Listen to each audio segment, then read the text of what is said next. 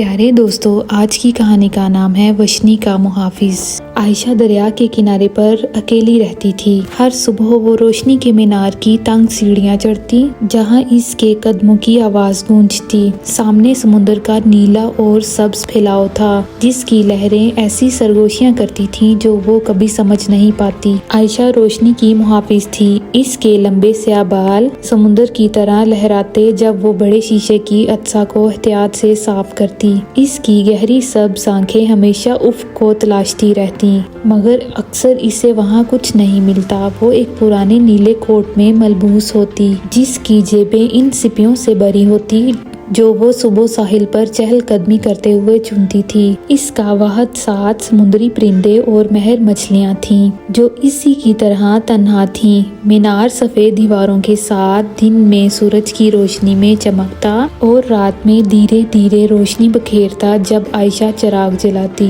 ہر رات وہ کھڑکی کے پاس کھڑی ہو کر دیکھتی کہ روشنی کی کرن سمندر کی تاریکی کو کاٹ کر گزرتی اور جہازوں کو نیچے موجود خطرناک چٹانوں سے بچاتی۔ ایک رات طوفان آیا، لہریں زور سے ساحل پر ٹکرانے لگی اور ہوا خوفناک آوازوں کے ساتھ گرجنے لگی۔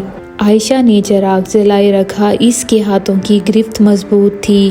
جب وہ طوفان کا سامنا کر رہی تھی، اس رات نہ سوئی نہ آرام کیا جب تک کہ صبح کی روشنی بادلوں سے نہیں چمکی اور سمندر دھیرے دھیرے پرسکون نہیں ہوا۔ دنیا پھر خاموش ہو گئی اور عائشہ ایک بار پھر اکیلی تھی مگر روشنی ہمیشہ کی طرح چمک رہی تھی۔ پیارے دوستو، ویڈیو کو لائک اور چینل کو سبسکرائب کرنا مت بھولیے گا۔ Bye bye.